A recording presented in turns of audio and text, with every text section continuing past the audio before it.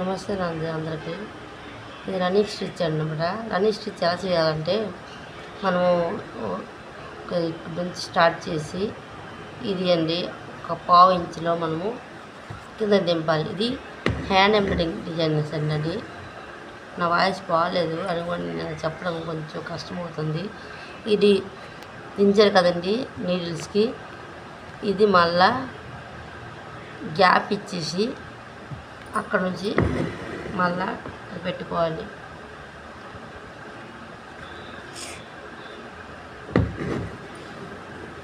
ప్రతిదీ పావు ఇంచు డిస్టెన్స్లో రన్నింగ్ స్టిచ్ చేయాలండి.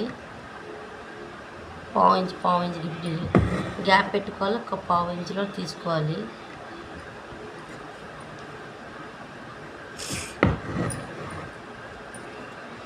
చూసారా, మధ్య మధ్యన పావు ఇంచు గ్యాప్ పెట్టాను, మరి పావు ఇంచు తీసాను.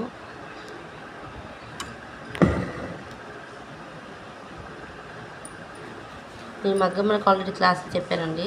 మగ్గమ్మకు థ్రెడ్ వర్క్ దగ్గర అయింది, ఇంకా చెప్తాను అనుకున్న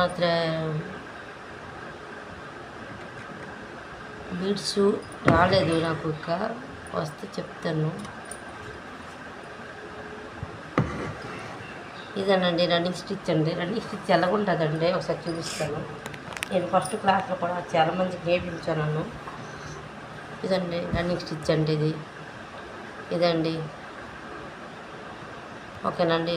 థ్యాంక్ యూ అండి. నా ఛానల్కి లైక్ చేయండి, షేర్ చేయండి, సబ్స్క్రైబ్ చేయడం మర్చిపోకండి. Running stitch.